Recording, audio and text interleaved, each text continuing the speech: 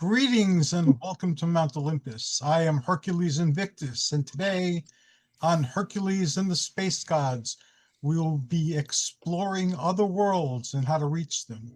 And I have with us the one, the only, Tim Swartz, legendary producer, legendary author, legendary explorer, and documentarian. Greetings. How are you doing, Tim? I'm doing I'm doing great, Hercules. Thank you very much for that introduction, by the way. It was legendary. Mm. And then we have Zombie Hunter, Ghostbuster, and all-around hero, Paul Dale Roberts. Greetings, Paul. Greetings. And when you were introducing Tim, I'm not worthy. I'm not worthy. Thank you for having me on. Thank you for being on. And last but not least, we have Lady Apulia, who's well known in the mystic circles of New York City. Greetings, Apulia. I guess I am known. Thank you for that interesting introduction. I'm glad to be here and in the company of all these wonderful people, Tim and Paul and yourself. Thank you.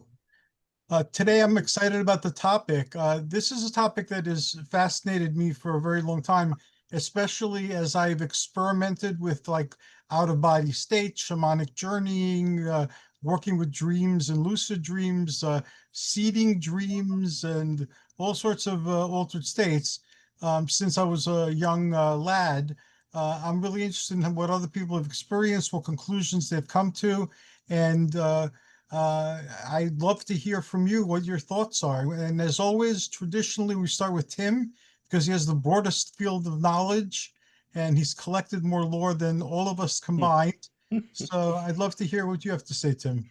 Sure, Hercules. Well, I will talk a little bit here, but then for the remaining of time that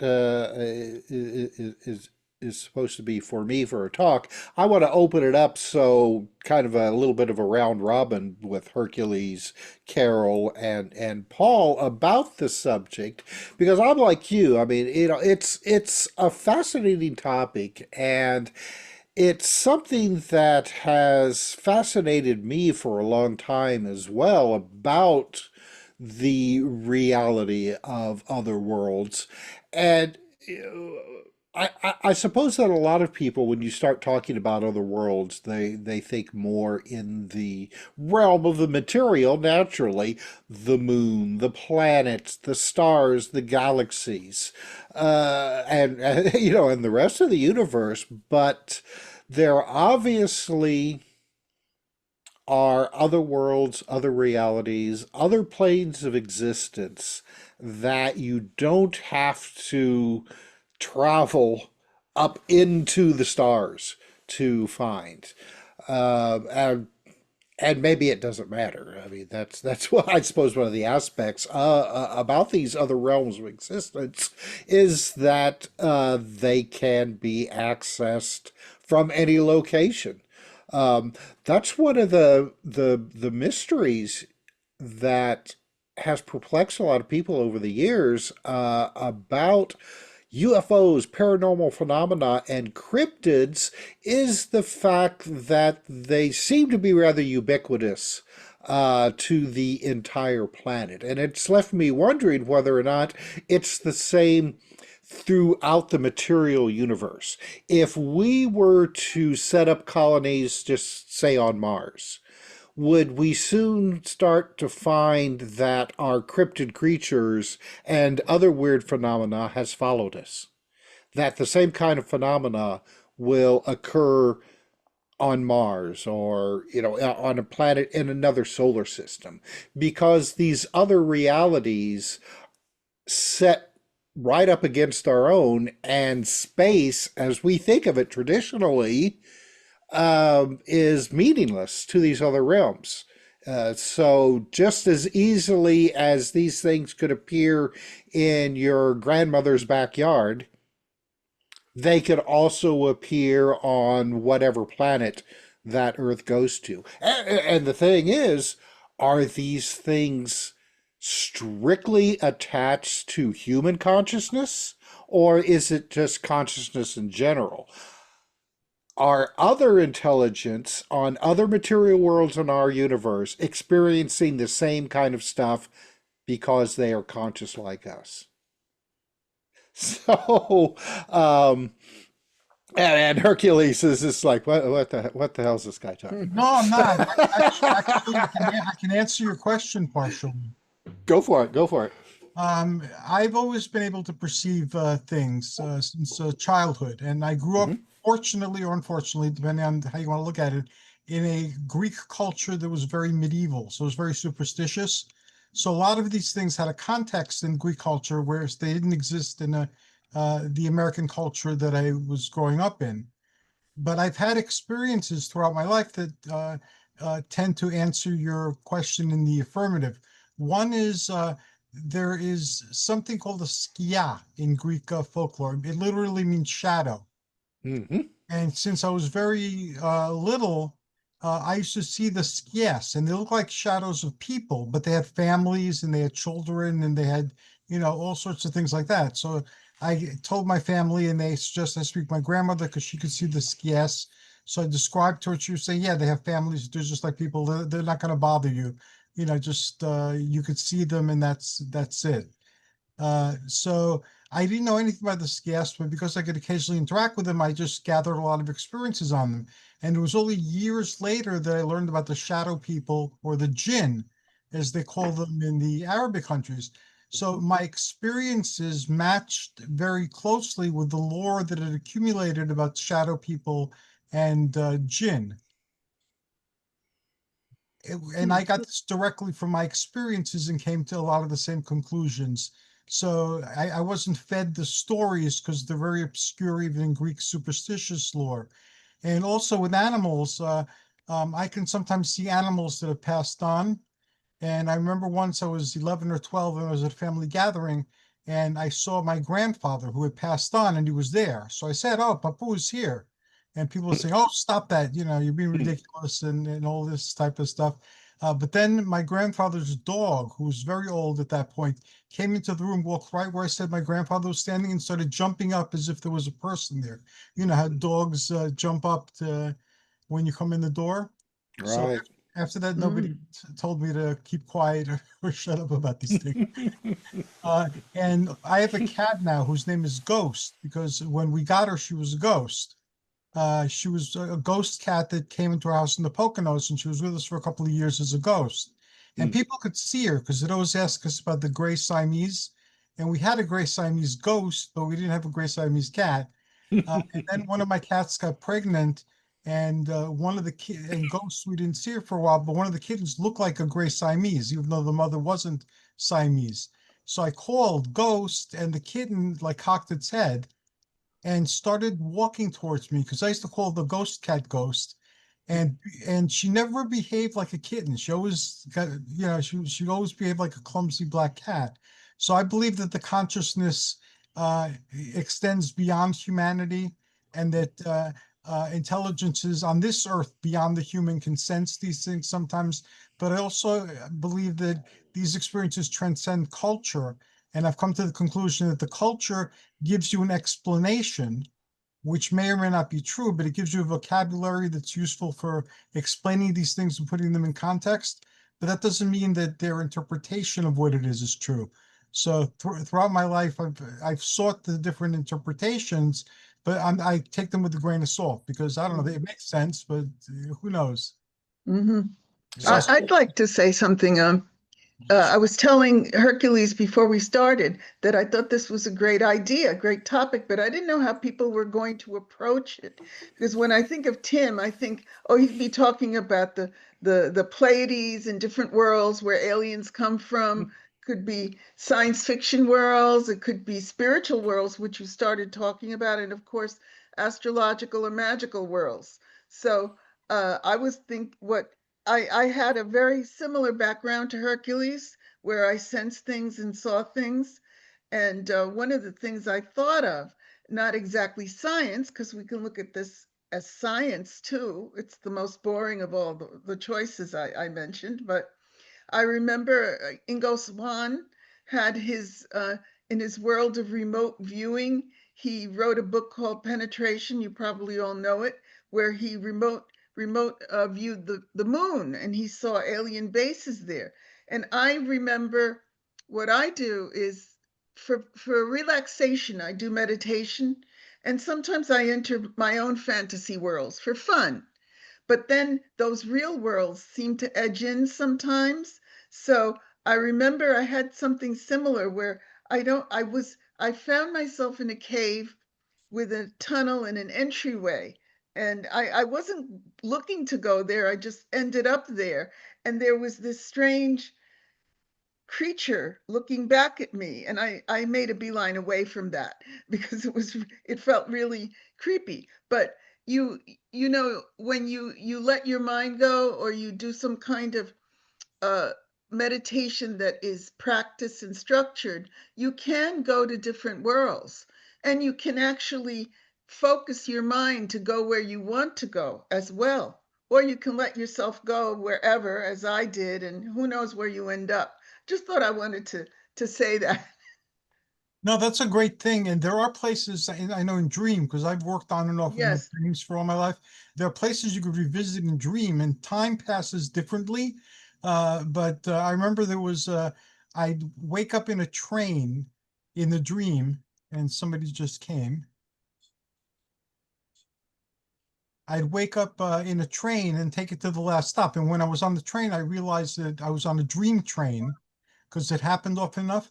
And then there'd be like the train station, and then people would be out of the plane, so there'd be a hill, and then on the right side of the hill there'd be a library. So after all, I was able to remember this place and visit it occasionally. And then if you go further up the hill, there was a city to the left, and it was not a New York City type of city. It was like a New Jersey type of city. Oh, You know, I had something similar like that, but it was I was in a temple with and overlooking the sea, and then I'd take a road where I'd walk down that road and I would find different buildings and mountains, just like you say, and I would go there all the time. I never got past the first mountain though. I don't know what lay beyond that. thank you, Carol and Apulia. And we have with us a guest today, Alan Greenfield. And I've heard of Alan many times over the years, but None of it's true. before. None of it's true, even the good stuff. Oh, well, yeah, maybe the good stuff. I didn't know anybody had any good stuff. Yes, You are legendary. many people had good stuff to say Am about I legendary, people? Yes, There's nobody. you are. Absolutely. Okay, And I'll take your word for it. You're in a room full of legendary people too. We started the show. I tried calling Olaf. I don't know if Olaf's going to be joining us as well tonight. He said he would, but then he said my book would be out on time, you know. That's Olaf. Yeah, we gosh, know how I'm- that goes. We Well, know he's how my that boss, is. so he can be on whenever he wants to be. Very good. We're talking about other worlds, and it is now Paul's turn to share with us some of his experiences and thoughts about other worlds. What are they? How can we get to them, and so forth.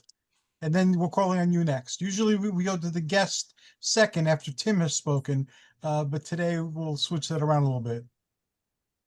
You know, Okay. it's so interesting. First off, I want to say hi to Greenfield. How you doing? Hi, how you doing? Oh, I'm doing fine. I'm doing fine. At my Um, age, if I'm breathing, I'm doing fine. I think I'm older than you. I'm 70. Oh, you're just a kid. Oh, there we go. But anyway, the first thing that pops in my mind is the Hmong people over in Asia. They were going through a terrible experience when they fall asleep. They start dreaming or having nightmares and die. And that was the sudden, unexplained nocturnal death syndrome. And that was the inspiration for Nightmare on Elm Street with Freddy Krueger. Really? Mm. Yes, yes. And I will tell you about a certain psychic. I cannot identify her. She doesn't want to be identified, but this is very factual and something that happened to her, and I was totally amazed. I went and interviewed her, and she had an astral projection experience where she went to Yurduk, Bosnia. She's never been there in her whole life. She's never read about it. She knows nothing about it. But in her state of mind, she astral projected out there. She remembers seeing a silver cord that was attached to her astral body to her living body. Um, this happened in September 25, 2018. And she sort of, well, she went back in time. She went to this village in Yurduk, Bosnia, and she saw a Celtic group with their kits and their leather bags and stuff like that. Which, when she was telling me this, I thought it was kind of odd. I said, Celtic, okay, because you're talking about an Eastern European country. You're talking about Bosnia. Why would the Celtic people be there? And she saw them The with, Czechs are Celtic. yeah, and she saw them with wolfskin robes, and she saw these little wooden huts near water mills. Anyway, I wrote an article about this, and in her dream or her astral projection, she was talking to the villagers and was asking, "Where am I?" And she was able to understand. They were talking whatever language they talked in Bosnia, and she was able to interpret what they were saying. And the villagers told her, "You're in Yurduk, Bosnia." So when I interviewed her, I wrote the whole story out. It was published in Costa Rica Times and published in some other areas. And it caught the attention of a Bosnia news reporter. And he thought the article was very fascinating and wanted to talk to her. And so he talked to her and he asked her three things. What were these certain things in Bosnia? And there was no article written on it. You can't find the information on the internet. The only way you would know is if you actually boots on the ground in Bosnia. She was able to relate those three things correctly. The news reporter was astonished, and he almost flew her from Sacramento, California to Bosnia to do an interview on TV. But something happened and the budget didn't work out, so she didn't go. But it seemed like everything from what the news reporter was saying, that everything was accurate. And he actually believes that she astral projected to Bosnia. But that's not the only, That that's not, oh, I'm sorry, go ahead. I could believe that. Yeah, yeah. And then also too, she did another little trip.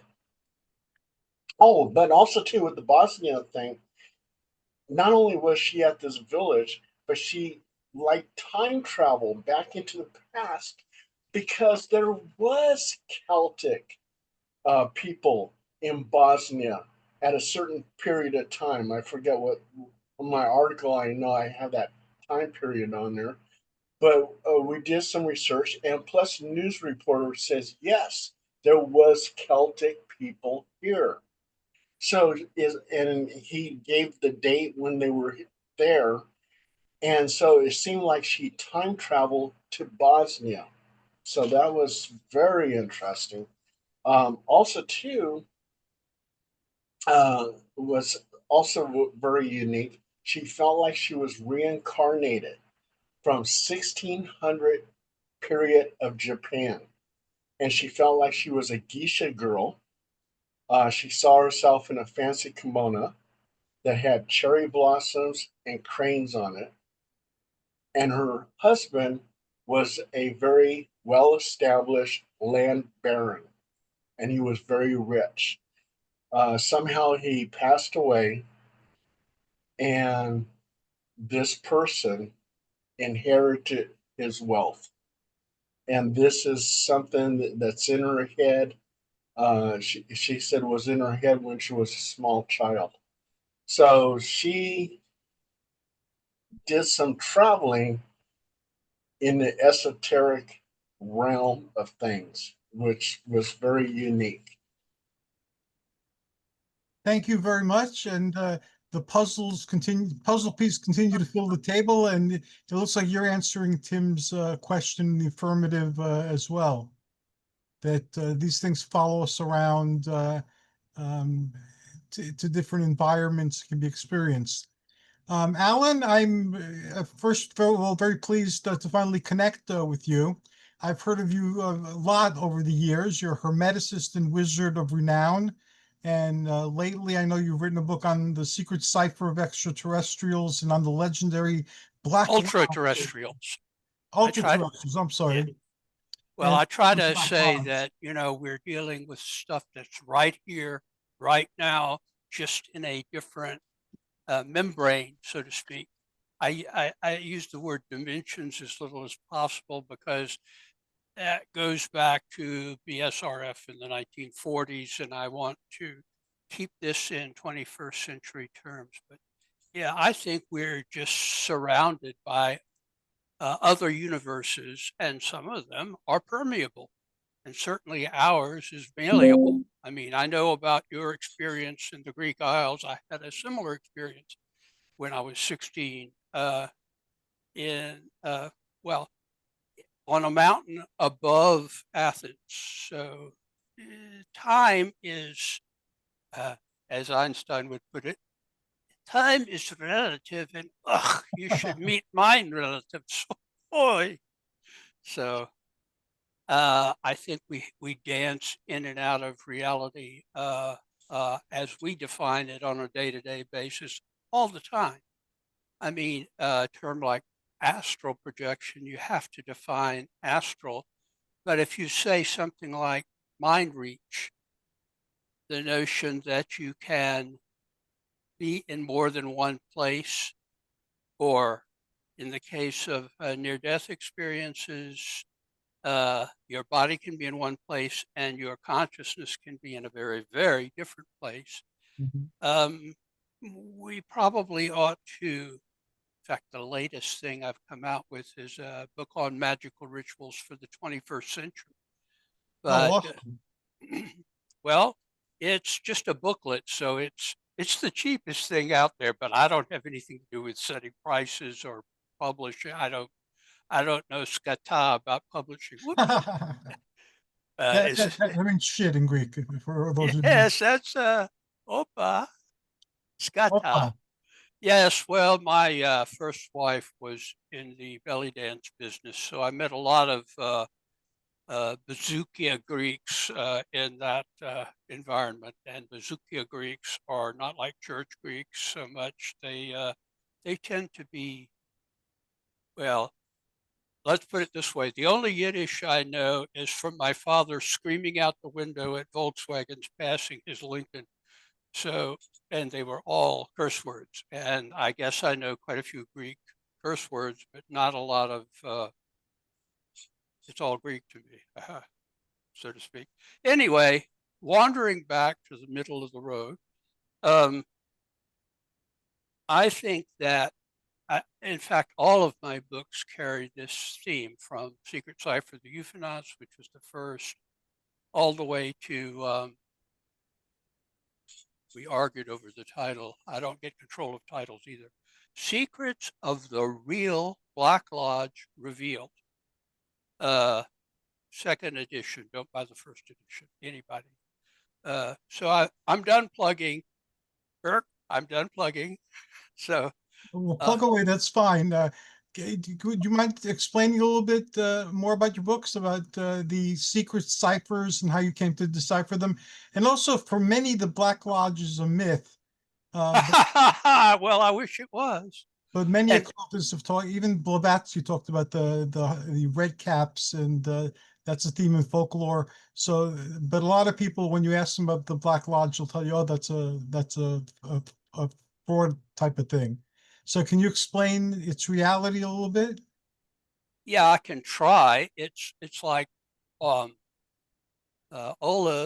who is here with us in spirit, I'm sure. I'm sure.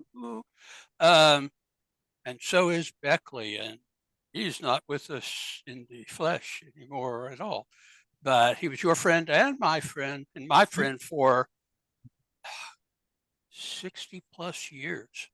Jeez. This show is dedicated to the memory of Tim Beckley. All those episodes are dedicated to him. So I'm glad you got to meet him too. That was a Well, I true. didn't just get to meet him. We were both punk teenagers when we first met in 1962. And we had many, many adventures together, both here in Georgia, where I'm from, and in the New York area, because in those days, the central place for high weirdness was the discussion and lecture committee of Saucer News, run by Jim Mosley. And of course, Beckley was among those people who were active there.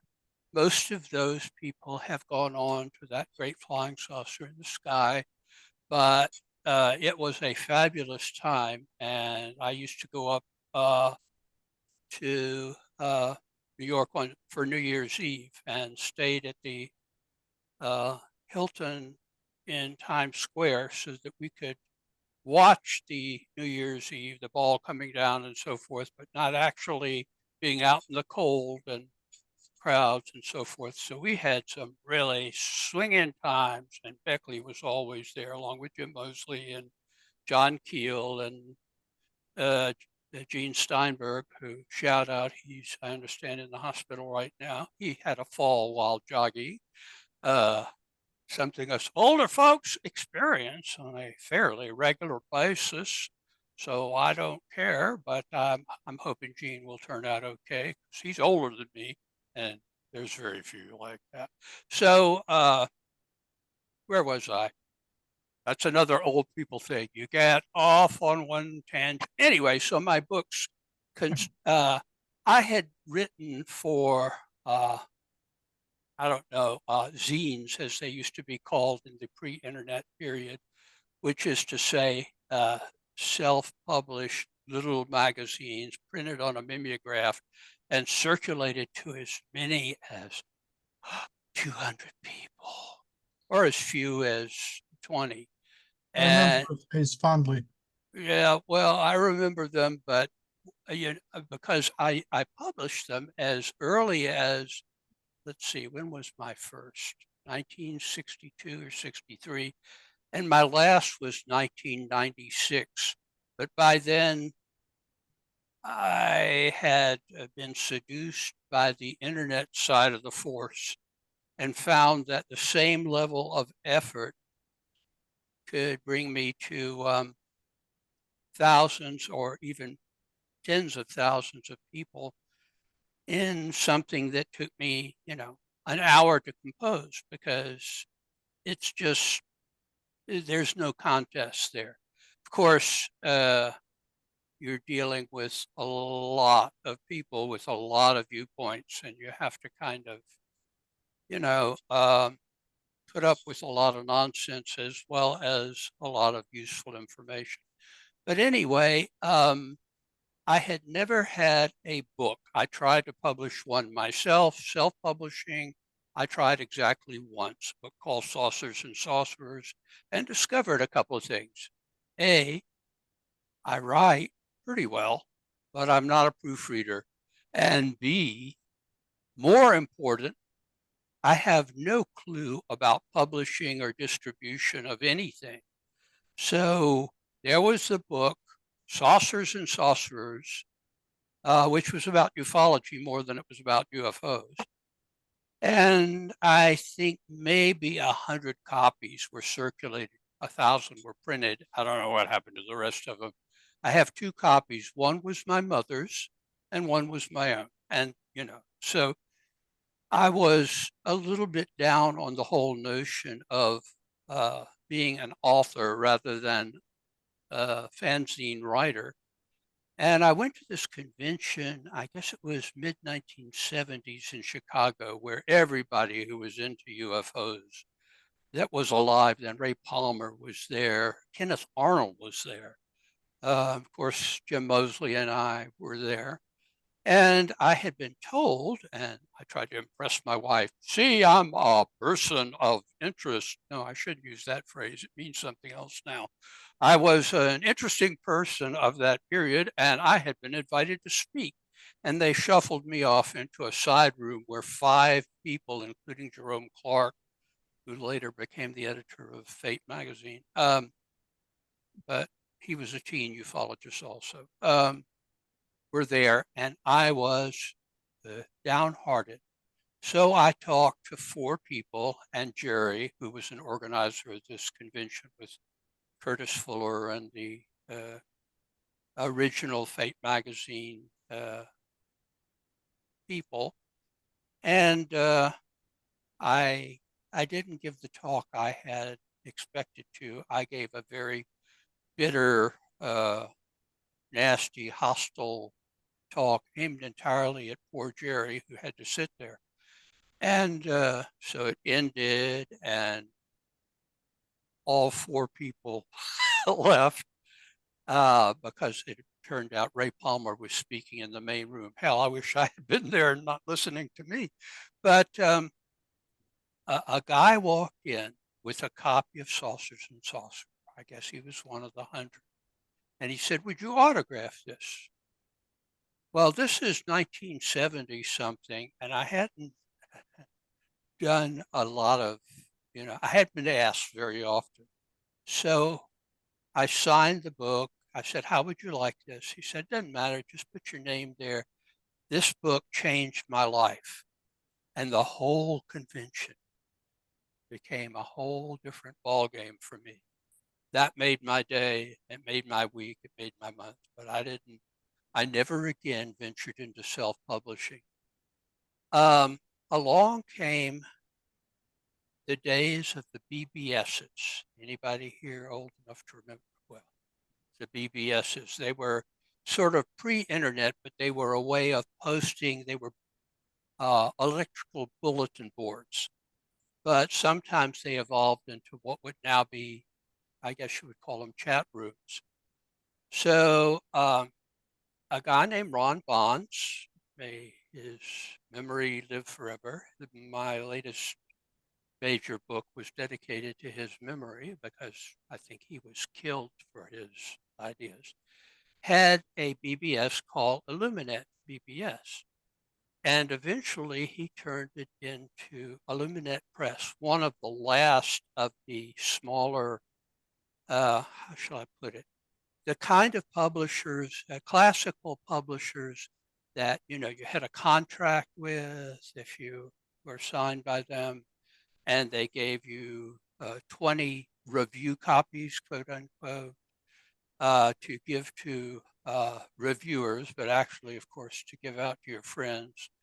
And although, maybe a couple of reviewers, and who paid an advance and paid royalties on time. And I submitted a manuscript to him because Jim Keith was writing for them, and Kerry Thornley, the founder, one of the co-founder of, I guess, the Worship of Chaos. I don't know exactly what you call it, but the Principia Discordia was. Principia, yes. Yes. Well, I Yes. knew Kerry as a street person in Atlanta who handed out a little zine, but he became a very famous street person. Anyway, he was writing for Illuminate Press. So I submitted a manuscript, which really was a reworking of my doctoral thesis. So it was. Alan, I'd love to dedicate an entire show to you can we schedule a show where this is all fascinating stuff. It's a little bit beyond the topic for today, but I'm enthralled and I want to dedicate a whole show to you. Can we arrange that if I send Of you? course. Okay, great. That's a very polite way of telling me to shut up, so I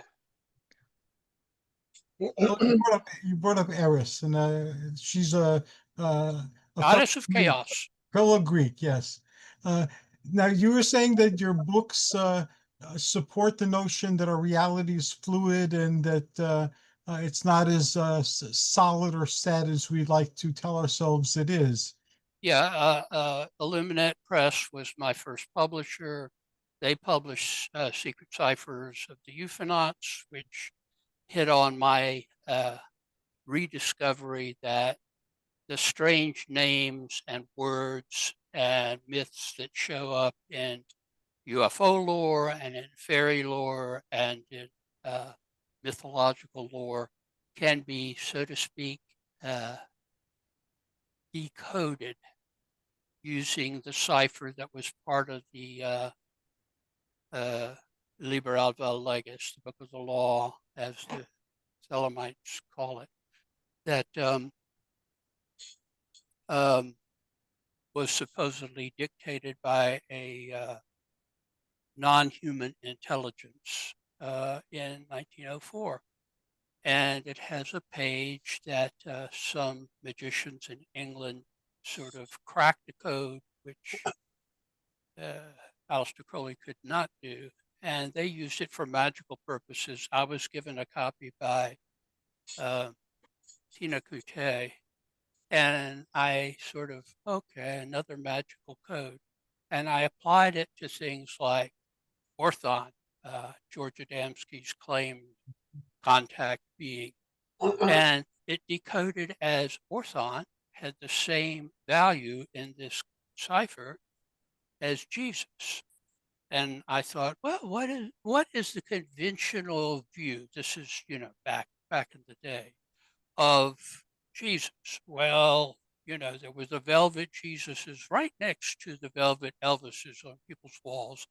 And it was, blonde and blue-eyed and tall and very, how shall I put it, European looking, with no Semitic characteristics at all. And that just seemed strange until you come along where George Adamski meets, quote, an alien, unquote, who has those same characteristics. He's blonde and blue-eyed, very tall, and preaches peace and love. And when Adamski, in the fullness of time, dropped dead in the middle of a lecture, a guy in England who certainly didn't know anything about Adamski said he had had a contact experience where a flying saucer had come down and a being that was blonde and blue-eyed and tall and called itself Yamsky came out of this vehicle and gave him a message of peace and love. And I thought, well, this cipher really, really suggests something, because if I had had access to it back then, I would have known that something that parallels, we won't say the life of, but the story of Jesus as conventionally told and orally translated from Greek, from the coin, ancient Greek,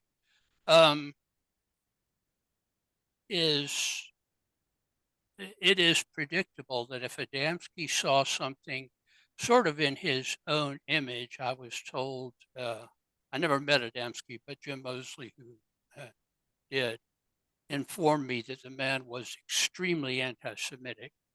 And when he met his Euro Jesus, he was in conformity with the then current Americo-European version of that. I thought, well, maybe this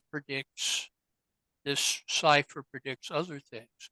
So I started to apply it to what I call the funny names that show up in contact cases, in communication cases by astral travel, that show up in abduction cases, and even show up in non-advocacy drug-related cases, of which there are many. And it applies in a very predictive way. That is, if it says the next sighting, let's say, and this is an actual example, but I'll just, take it from the top of my head without documentation. Let's say a being stops a car and talks to a guy and says, "Don't be afraid. My name is Indrid Cold." And the guy writes it down and is very distressed. And a couple of years later, I take the name as he spells it out, convert it through the cipher. And apparently, this was a real being who was communicating where he would be next. So I thought, well, I better act on this quickly. And I didn't, but others did, people that I had, spoken for, whatever. And it turned out the guy was And he was real. involved with the Mothman, Ingrid Cold. Yeah, the guy who saw him was Woodrow Derenberger, who, as it turned out, after this event where he was told, stopped, terrified, and told, actually pretty well displayed in the movie, The Mothman Prophecies. Although the guy who was supposed to be John Keel, I knew Keel very well, and he was not Richard Gere by any means. But And the grinning guy. That is sort of post facto said. I don't know that at the time he was just scary looking. The grinning man version of that seems to be a later accretion, I guess you would say. But anyway, Derenberger continued to have encounter, as is often the case with these contact/abduction experiences. They're rarely just the initial experience, but he continued to have these experiences. My friends, the Newkirks in the Hellier world, traced down and interviewed, I think it was in their second season, Derenberger's daughter, and some of the things she said, because she also claimed to know Indrid Cold. So this was a, so to speak, flesh and blood being, at least after coming into our reality or landing in a flying saucer, take your choice. And she continued to be visited by Cold and his, quote, crew for many years. But something she said about her dad convinced me that he hadn't, been seeing his mistress or getting into some nefarious activity or whatever, that he had really had this experience and had not accounted for the time in some yarn spinning Appalachian way. She said when he got home that night, he was pale and frightened. Well, I think that's a very difficult thing for a non-actor to fake. So I think it probably happened pretty much as he said, at least the way he experienced it. And that and other cases, of which there are legions, for they are many, long ago convinced me that this was not involving something extraterrestrial, but something, I believe Keel coined the term ultra-terrestrial, and I have continued in that tradition because that's exactly what I think they are. Okay, I'm wordy. I'll shut up now. That was an amazing amount of information and provided a lot of deep insights into our topic. Let me ask you a quick question before we move on. Did you used to go to John Keel's Fortean Society meetings in New York City? No, I did not, but I Yeah. had Keel and I met frequently because before he wrote Operation Trojan Horse, the book that sort of broke him into the UFO field, my friend Jim Mosley, who was quite wealthy,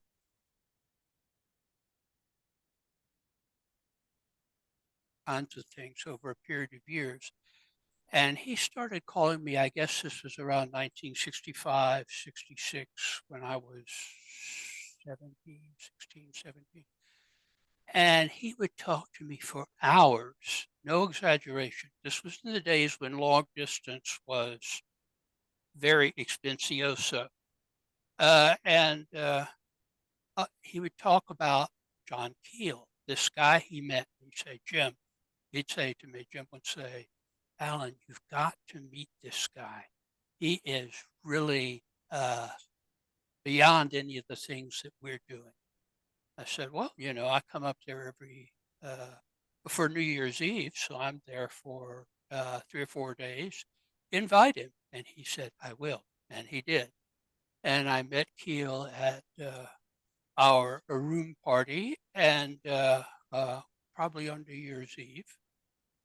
And he was all that Mosley said that he was, a spellbinder, a very knowledgeable person, but who had a way of speaking that was mesmerizing. And we developed I wouldn't call it a friendship, because Keel was in person a very distant person, I guess you could say. Spooky, but distant. And but we developed a relationship, and we wrote back and forth long letters for years, for maybe 6, 7 years. And I was still living with my folks, so I talked my father into paying his way down to speak to our little group in Atlanta, the Civilian Saucer Intelligence Agency. And he came down, and it was a fabulous occasion. And he had, courtesy of my dad, a ticket back to New York, or I guess somewhere in the New York area. I don't know where he was exactly living, but he was a very, how shall I put it, New York person. He had a ticket back, courtesy of Delta, our local airline. But he told me, well, I'm going to rent a car to go back. I said, well, you've got to cash in your ticket, something. He said, well, I hear there's stuff going on in West Virginia, and I really need to check out this Mothman and Men in Black and flying saucer stuff. And I said, okay, I've heard about that too. And actually, I think he had already been there once, but this was his return visit to Appalachia. And at that time, the hotbed of Mothman, flying saucer, UFO cases, and also a lot of other spooky stuff, as detailed in his book, The Mothman Prophecies, and Gray Barker's, I think, more in the spirit of it, book called The Silver Bridge, which, of course, allegedly all of this paranormal stuff was around the time of the tragic Silver Bridge collapse. And everybody knows that story, so I won't tell it. Alan, can I say something? Sure. He's in charge. Hercules is in charge. I'm just a guest, a noisy guest, like a poltergeist. With Mothman, okay, besides the Silver Bridge in West Virginia and everything else, it's been sighted in Chicago. It was sighted that is supposedly after, before 9/11, Chernobyl, And I live just a few miles from Sacramento, California. 2009, Mothman was seen by 6 witnesses on the Tower Bridge in Sacramento, California. And I interviewed some of the witnesses, and they, they, 2 witnesses on a different day actually called the police, and they made a police report that Mothman was on the Tower Bridge in Sacramento, California. Did you hear about anything about that? Oh yeah, I heard about that and many other cases. There's a guy who has a site called Phantoms and Monsters, which I highly recommend, and I often I did there. Yes. provide a link to their accounts of things. They take a very special interest in the Chicago Mothman, particularly. But if it was said at the time, 1966, 67, that it was something, Mothman was a harbinger of the Silver Bridge disaster. But in truth, Mothman has been seen in all kinds of places. Now, most of the Chicago sightings are centered on O'Hare Airport, one of the largest airports in the world. And I said, well, I think I would think twice about taking a plane to Chicago if it was going to land at O'Hare. I think I'd rather it land in Cincinnati and I just, drive down. But it isn't really disaster oriented, but bridges, you have to go back to Jungian archetypes. Bridges are symbolic of the journey between one dimension and another. There are many ghost sightings on bridges and trolls under bridges and all kinds of phenomena that are associated with bridges. Neil Yaffe, an associate of Carl Jung, who, by the way, in his latter days was a member of NICAP at the same time I was, although I never met the old boy. But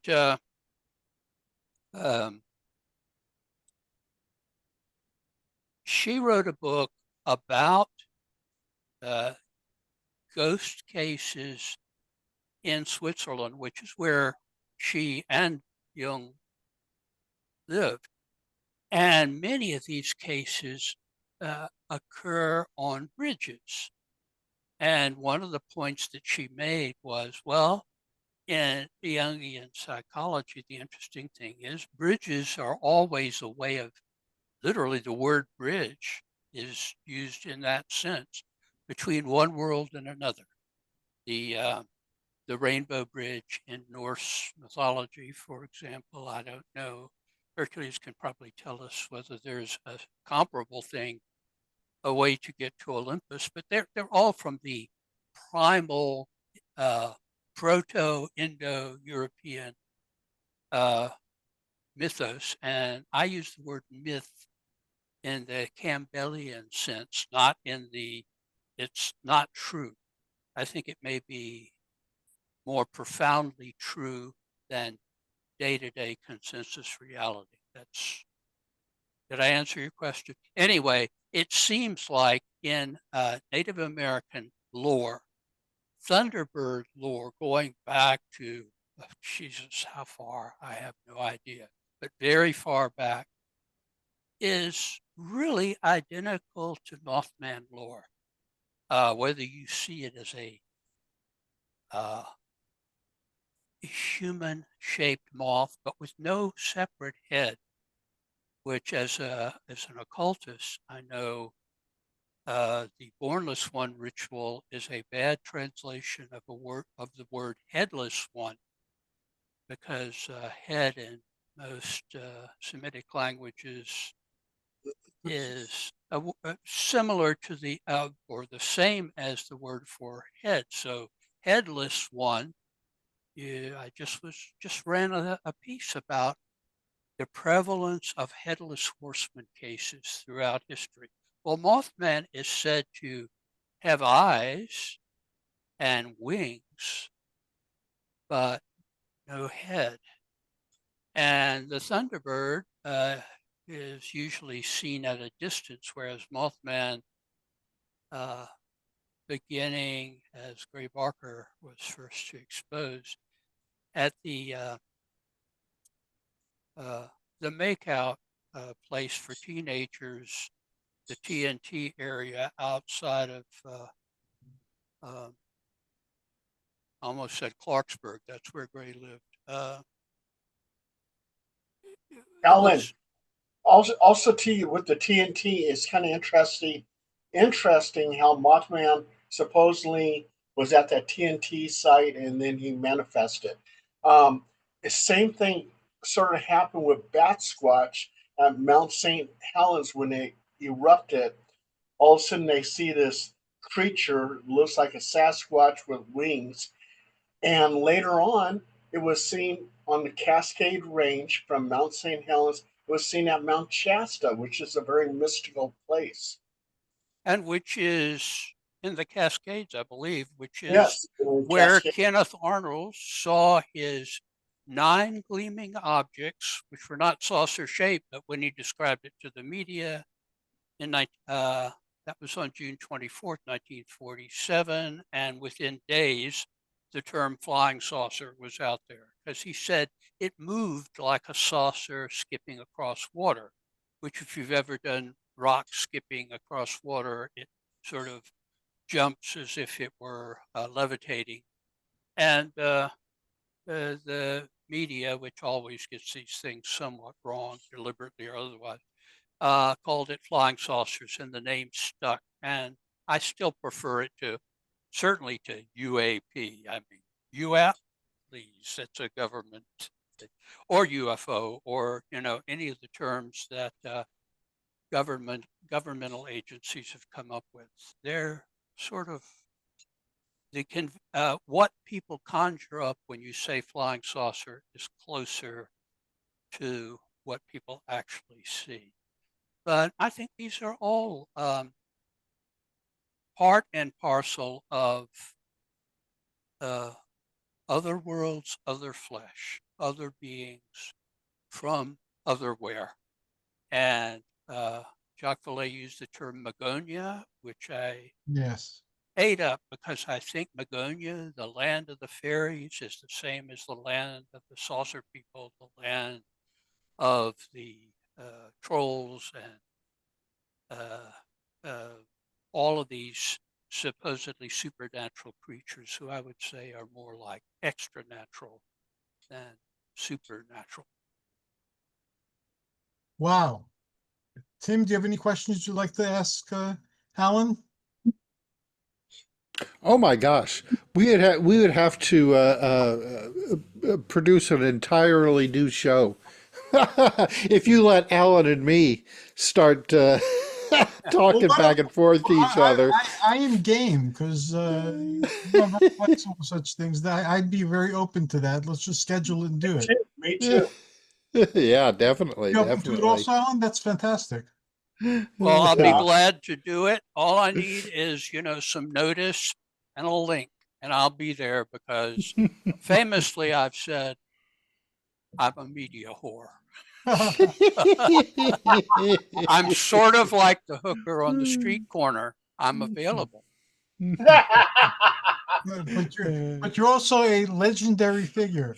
Am I? Well, Yes, you are. yeah, it's my halo. I've heard of you over the decades, so many mouths that I'm very honored that you're here. Thank I you. just outlived most of them. But so, no, I mean Steinberg and Dave Halpern and Rick Hilberg and You're Jerry still Clark. talked about at the OTO.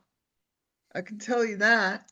I spent 20 years in the OTO. I know. And I've spent 20 years getting out of the OTO. You can't get away. I have a question for Alan unrelated to Mothman. John Keel, did he have anything to do with popularizing or bringing to the public Roswell? I Yeah, had that read was somewhere. all Stanton Friedman.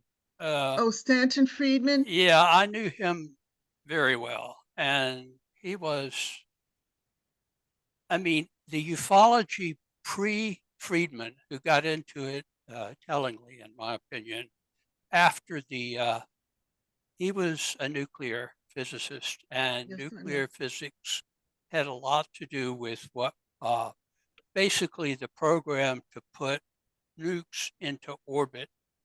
And then this is back in the day, the Soviet Union and the United States agreed to no nukes in space.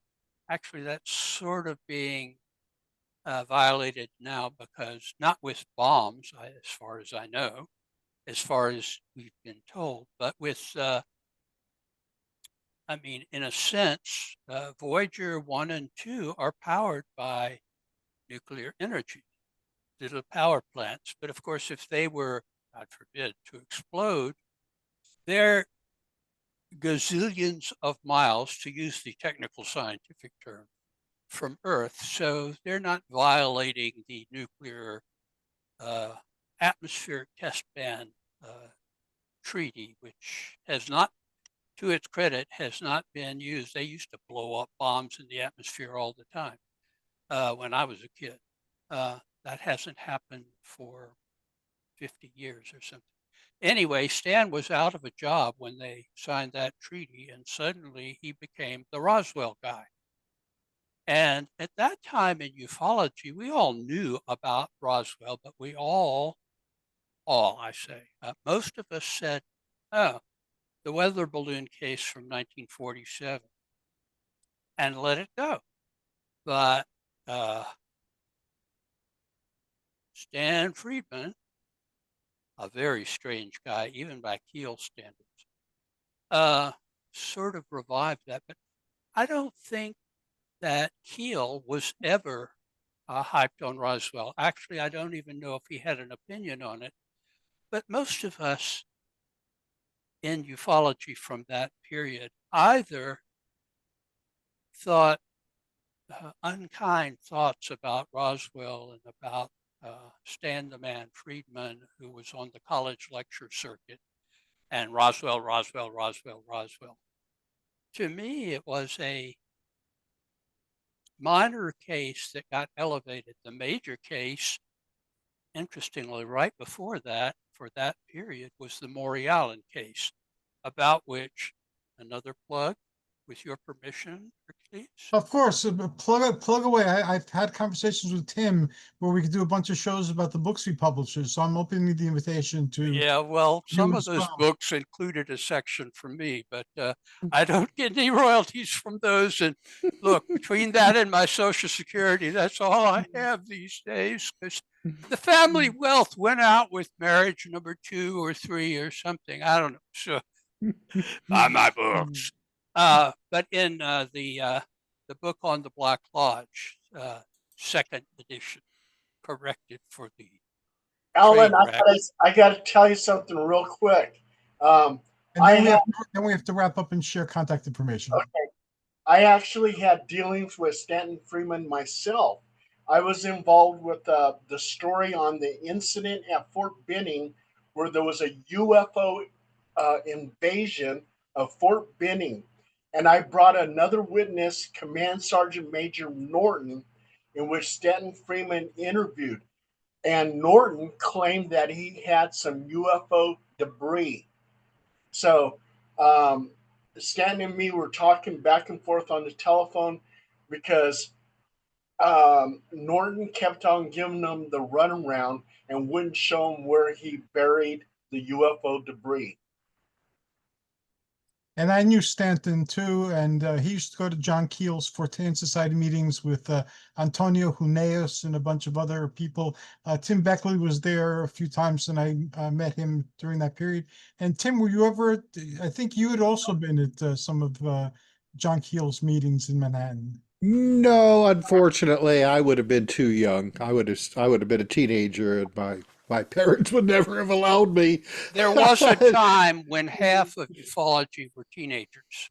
Yeah, well, I was a teenager, unfortunately, in the Midwest, interested in UFOs in the 70s. So, yeah, you know how that went. Honey child, I was a teenager in rural Georgia, and Yep. I still got involved because of one thing, may I say? The one thing was the Saucer Club news section of Flying Saucers magazine. And all of us teen ufologists who basically, let's face it, we got an allowance of $10 a week if we were lucky. We knew that the Saucer Club news section was the only way we would contact the other boys. It was only boys in those days. The other pimply-faced teen ufologists around the world.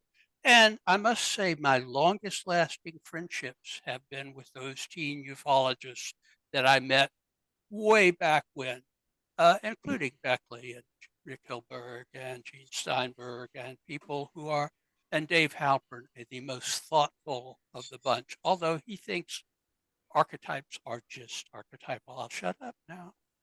And we're having somebody who used to publish a zine back in the day in Jersey.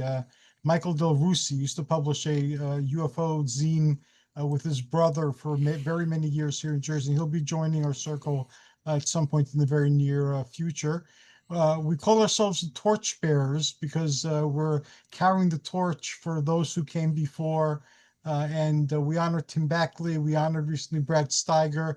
We're going to honor Antonio Huneeus and Ingo Swann and Hans Holzer, and we're going to honor everybody that we can. But I think Hans is still alive. Antonio, who's still alive? No, Hans Holzer is still alive. Is he? People I thought believe so. passed on. Okay, I thought he died. Recently? No, it's been a while. I think he died. Yeah, I heard that from some people who knew him. Anyway, I will research Well, it's typical of him. He has a new book out. There you go. So how can people find you and find your books and order your books and get in contact and reach you? Oh, well, to reach me, just use my email, bishop171@gmail.com. That has been my one and only fixed point in a chaotic life since, I like to say it this way, since the last century. Bishop171@gmail.com. That's Bishop171@gmail.com. Or just Google me, because I've been on the internet since it was the ARPANET. So there are some of the things that are said there are less than kind, but you'll get to know me. But some are kind. Thank you very much. It's been a real pleasure, and I'm looking forward to the show. That Buy my books from Amazon. That's the best place. Okay, awesome. Tim Swartz, legendary. How can people find you, your books, your podcast?